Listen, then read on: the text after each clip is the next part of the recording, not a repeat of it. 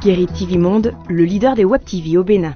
Bonsoir à toutes et à tous, bienvenue dans ce 19h, vous êtes sur Guéry TV Monde et vous venez de faire donc le meilleur choix, les titres du journal.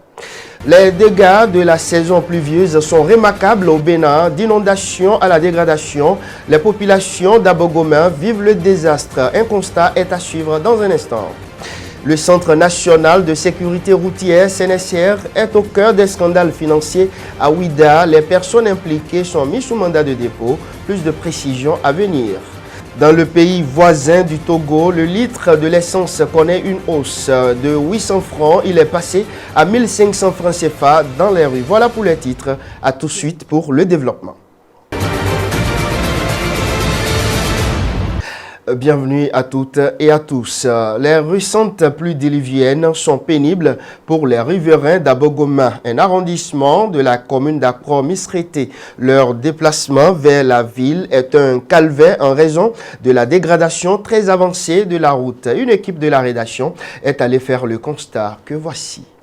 De la boue, des eaux stagnantes, ça et là, et des bosses. C'est l'aspect piteux que présente depuis plusieurs années, selon les riverains, cette voie d'Abogomé, un village de la commune d'Akro-Misrété. Nous sommes en difficulté depuis des années. Chaque fois qu'il y a une petite pluie, on ne peut plus passer. Personne ne passe.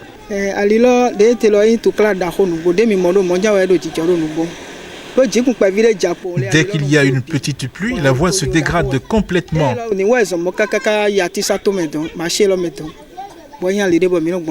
Circuler librement sur cette voie, surtout en saison de pluie, demeure donc chose difficile pour motocyclistes et automobilistes qui doivent, au-delà de tout, vaquer à leurs obligations. Il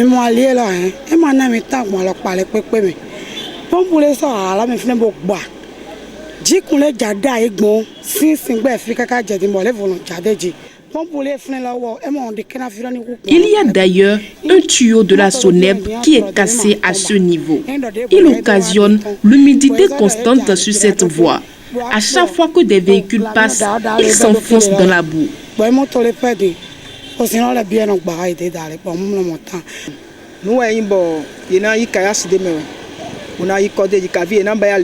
Nos autorités ne font que remblayer la voie avec du sable.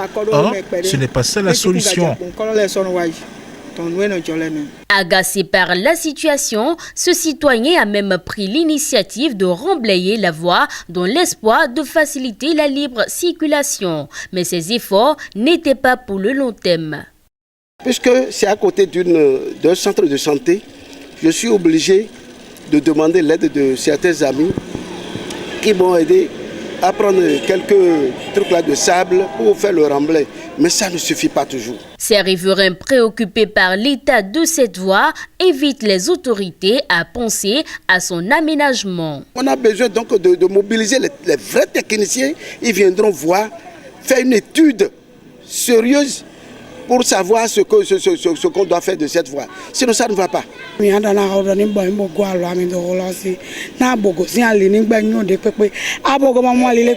Il faut préciser que cette voie d'Abogomé n'est pas la seule dégradée dans la commune de Misrété.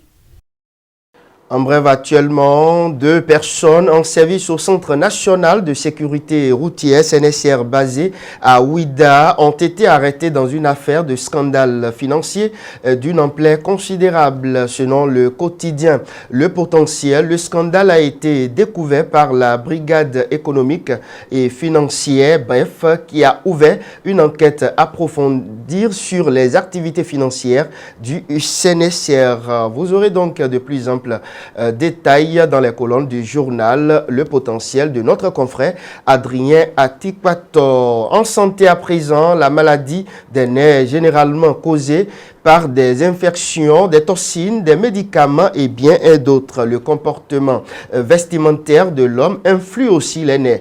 Suivez ici les explications de Sylvain Agossou, expert en réflexologie. Les problèmes de nerfs, ce sont des dérangements, des difficultés ou bien mauvaise irrigation de ces nerfs-là, ou bien la contraction de ces nerfs-là, ou bien l'insuffisance de la fonction des cellules nerveuses. Donc c'est ça qui cause des problèmes de nerfs. Et il y a plusieurs sources pour cela.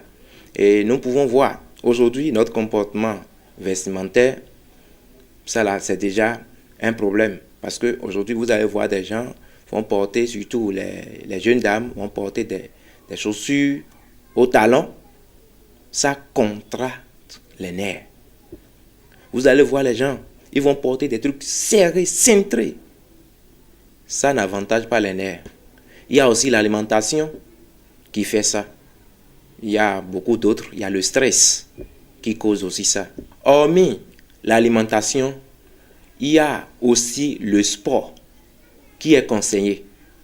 C'est-à-dire les exercices de relaxation, d'étirement, ça aide beaucoup les nerfs. Voilà. Et quand on dit, celui qui a dit que quand on marche les pieds nus, que ça aide les nerfs, oui, il a parfaitement raison. Parce que notre corps est pourvu essentiellement des terminaisons nerveuses qui sont aux extrémités de l'organisme humain. Je veux parler des pieds, c'est-à-dire les voûtes plantaires, des paumes, de mains, etc.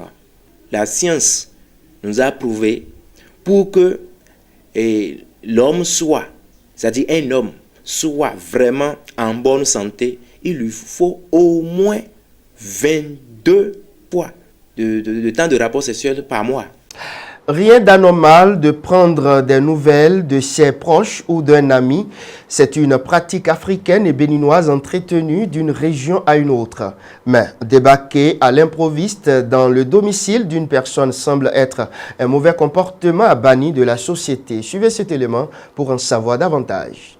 La stabilité d'un couple passe aussi par le respect de son intimité qui ne devrait pas être violée du jour au lendemain de façon inattendue. Ainsi donc, les visites à l'improviste, même de membres de la famille, pourraient constituer une violation de l'intimité du couple et participer à son déséquilibre. Pour nos usagers, il n'est donc pas question de tolérer de telles pratiques. Normalement, avant que quelqu'un n'arrive comme invité, il doit prévenir obligatoirement la personne chez qui il veut séjourner. Il doit dire les raisons de son séjour. Et on doit l'accorder cette autorisation d'abord, même si c'est un membre de la famille, il doit prévenir d'abord. Puisque ça arrive et des mauvaises choses arrivent, qui serait alors témoin en ce moment-là? Donc il faut vraiment réfléchir par rapport à ce sujet. Personne ne vient séjourner chez moi à l'improviste.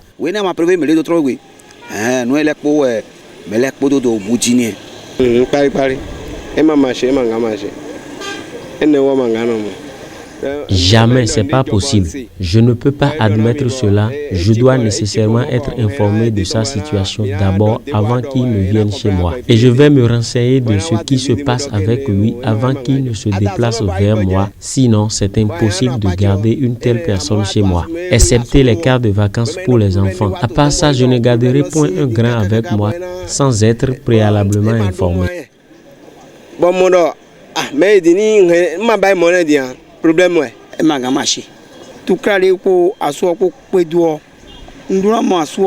Ça ne peut pas marcher avec moi. Ma soeur, par exemple, ne peut pas venir chez moi à l'improviste et séjourner durant des mois. Je dois rencontrer son mari et lui demander ce qui s'est réellement passé avant de la prendre. Donc, il ne faut jamais prendre quelqu'un sans être prévenu de sa venue, car le monde a changé et il ne faut pas prendre certains risques. Enfin, pour moi, je ne peux jamais accepter cette situation car Dieu a créé chaque chose avec ses principes.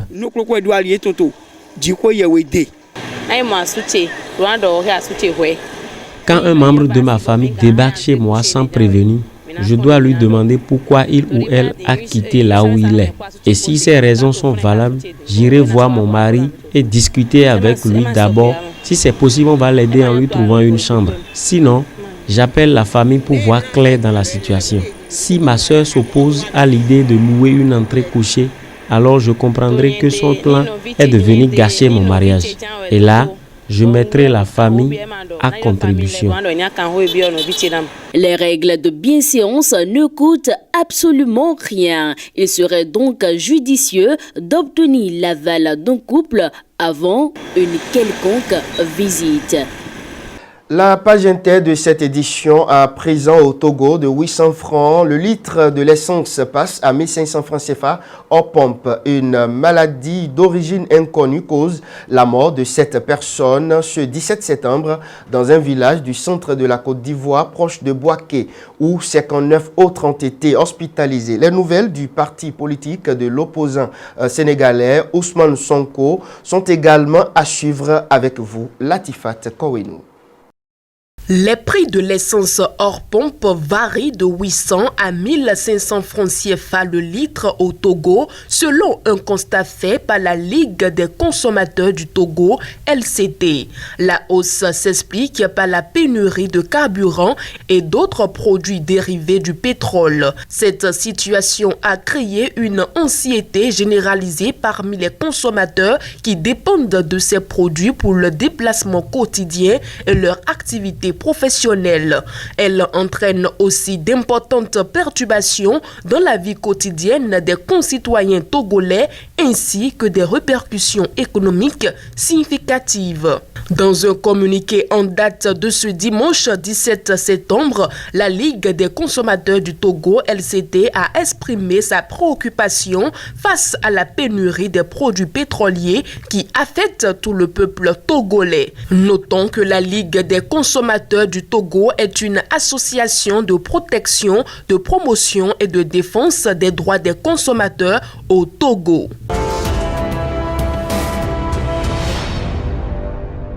Au Sénégal, les avocats de l'opposant Ousmane Sonko ont déposé ce mardi 2 requêtes auprès de 2 juridictions. Parmi les requêtes adressées à la Cour de répression de la CEDEAO, ordonner à l'État du Sénégal de suspendre la dissolution du parti PASTEF et de rétablir les droits politiques du parti en vue de l'élection présidentielle prévue le 25 février 2024.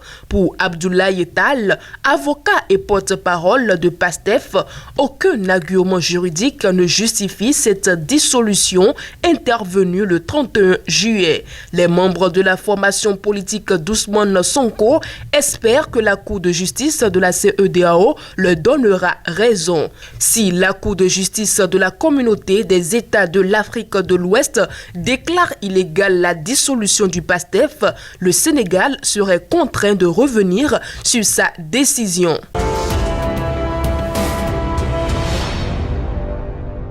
Nous chutons en Côte d'Ivoire où 7 personnes sont mortes, 5 au CHU de Bouaké et 2 à Niangban, village situé à une trentaine de kilomètres au sud, a indiqué une source hospitalière. Nous avons au total 59 personnes hospitalisées au CHU de Bouaké, majoritairement des enfants et quelques adolescents, a ajouté cette source, précisant que les symptômes de la maladie sont des vomissements et des diarrhées. Ceux qui sont morts ont entre 5 et 12 ans, a confirmé le chef du village de Niangban, Emmanuel Kwame Nguessan. Un proche du chef Célestin Kouadio Kofi a indiqué que selon des rumeurs, une bouillie de maïs serait à l'origine de la contamination. Zitanik Amoy Yao, la mère de la première victime, a affirmé avoir acheté de la bouillie qu'elle a donnée à son fils.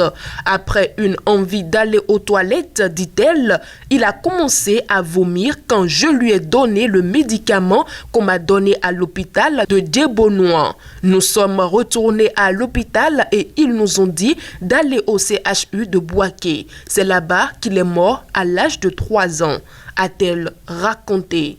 Agnès Aya Konan a également perdu sa fille. Elle refuse d'accuser la vendeuse, indiquant cependant que ses enfants ont consommé la même bouillie dimanche.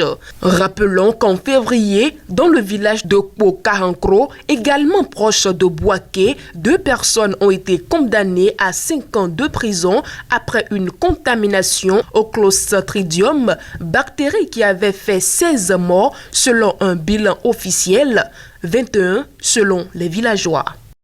Merci à vous, Latifat Kowenou. La page sport, c'est juste après cette virgule.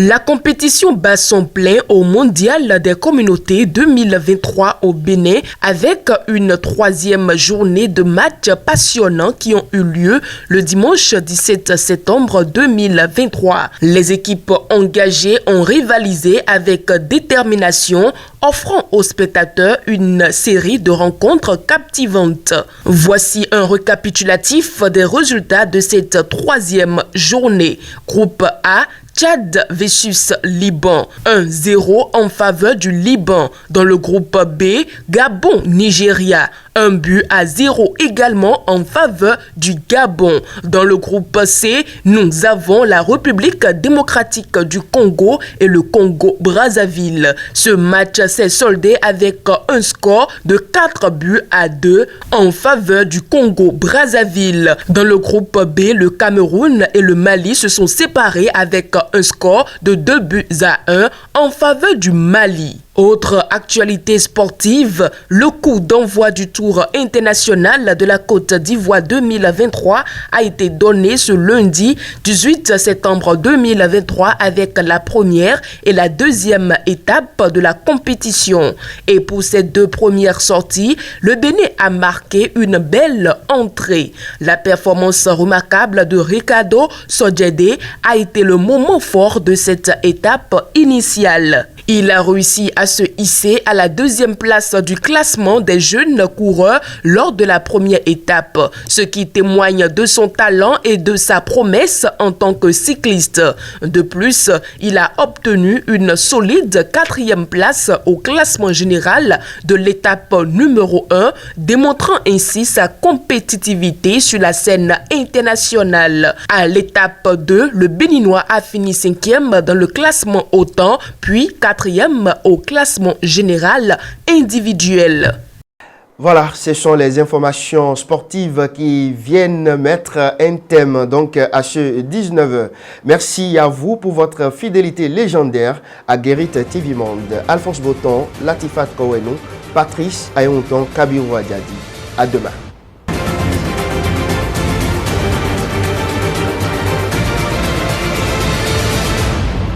Guérit TV Monde, le leader des Web TV au Bénin.